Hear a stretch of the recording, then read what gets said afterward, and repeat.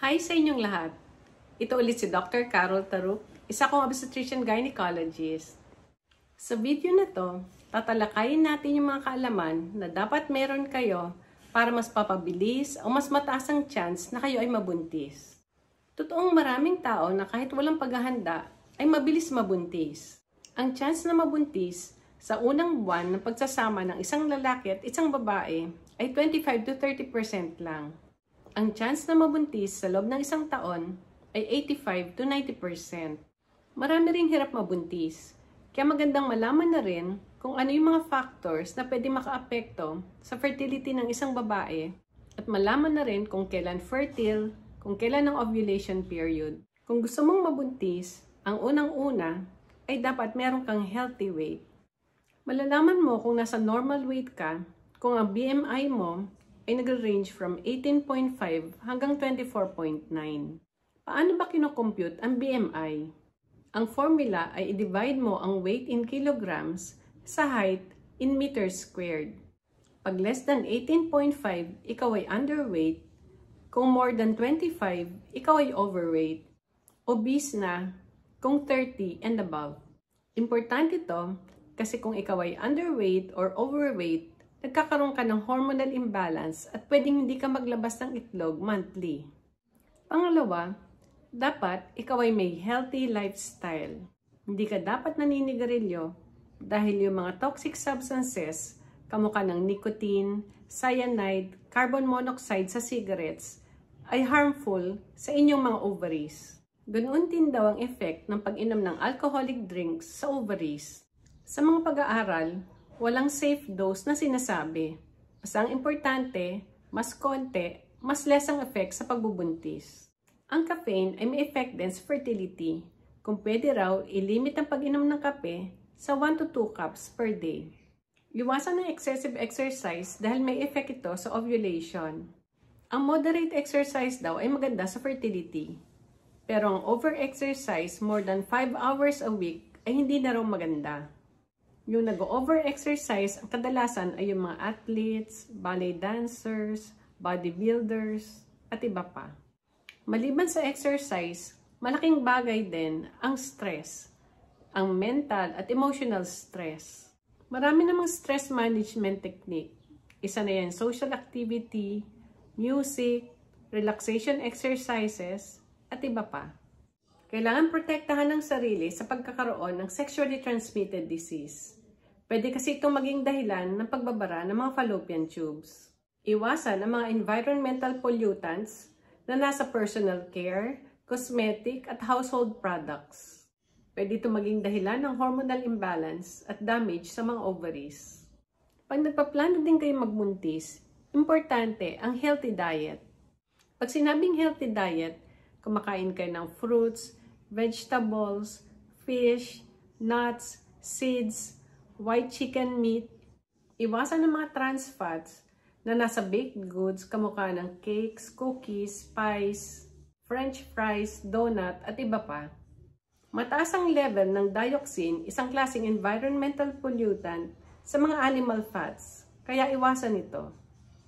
Iwasan ng processed foods kamukha ng processed meats, mga french fries, margarine. Iwasan ng high refined sugar na nasa sugary drinks and food.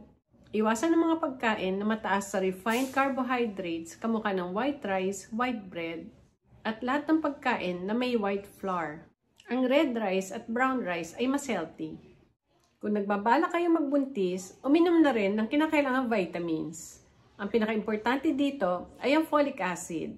Ngayong alam nyo na ang healthy weight, healthy lifestyle, healthy diet, at vitamins, napaka-importanteng alamin ang inyong menstrual cycle. Paano ba malalaman ang haba ng menstrual cycle? Magbilang mula first day ng isang regla hanggang sa first day ng susunod na regla. Yun ang menstrual cycle. May mga babaeng iba-iba ang kanilang menstrual cycle. Kuminsan 28 days ngayon, kuminsan 30 days, kuminsan 34. Pag ganun, kunin nyo lang yung pinakamaikse, kunyari 28, tapos yung pinakamahaba, 34, magiging range yon. Ang inyong menstrual cycle ay between 28 to 34 days. Kung alam nyo na ang haba ng inyong menstrual cycle, makukompute nyo na kung kailan ang inyong ovulation day. Kung ang haba ng menstrual cycle mo ay 30 days, mag-subtract lang kayo ng 14, ang ovulation ay nangyari nung day 16. Kung 28-day cycle ka naman, mag-subtract rin ng 14, ang ovulation mo ay day 14. Kung iba-iba ang haba ng cycle mo, at ito ay 28 to 34 days, mag-subtract lang ng 14 sa 28, 14 sa 34, kaya ang ovulation day mo ay pwede mangyari between day 14 to day 20. May mga signs and symptoms din sa katawan natin na mapapansin, kaya alam mo na ikaw ay nag-ovulate. Mga 3 days bago lumabas ang itlog, kung kailan pinakamataas ng estrogen sa katawan, magkakaroon ka ng watery mucoid discharge. Ang discharge na to galing sa puwerta ay parang raw na egg white. Isang itlog lang ang lalabas buwan-buwan. Pwede ito manggaling sa kaliwa o kanang ovary. Pag nag-rupture ang follicle, makakaramdam ng sakit either sa left or right ovary kung saan ang galing ang itlog. Ang sakit na ito ay panandalian lang. May mga test din para malaman kung nag-ovulate ka na. Meron tinatawag na LH test para siyang pregnancy test. Mga 24 to 48 hours bago lumabas ang itlog, magpa-positive na ang LH test. Hindi 100% accurate ang LH test. Pwede rin kasi mag-positive ito kahit na hindi ka naglabas ng itlog pag ang babae ay may PCOS or Polycystic Ovarian Syndrome. Malalaman din nag-ovulate kung nagpa-ultrasound kasi makikita ang dominant follicle. Meron din tinatawag na ovulation microscope. Dito sisilipin ang saliva ng isang babae. Pag nakita na merong ferning pattern, ferning kasi pareho siya ng shape ng fern plants. Nakikita ito pag mataas ng estrogen ng isang babae 3 days before ovulation. Ngayon, alam niyo na 3 ang test na pwedeng gawin para malaman kung lalabas na yung itlog. Ito yung LH test, yung parang pregnancy test, yung microscope test na sinisilip kung may ferning, ang saliva ng isang babae, at ang pinaka-accurate ang transvaginal ultrasound dahil makikita kung may dominant follicle o mature egg. Maganda ring malaman na ang sperm ay nabubuhay ng 3 to 5 days sa loob ng reproductive tract ng isang babae. Kung alam nyo na kung kailan ang ovulation day, at least matatiming nyo na kung kailan pwede magumpisang mag-sexual contact. Kung ang ovulation day ay day 14, pwede na kayo mag-contact ng 3 days before day 14 at para ma-maximize ang chance na mabuntis, pwede itong gawin every day or every other day habang nag-ovulate. Sinasabing kahit sa anong sex position ay pwedeng mabuntis ang isang babae. Para mas mabigyan ng time ang sperm na mag-swim up papunta sa matres, mas maganda ang nakahiga.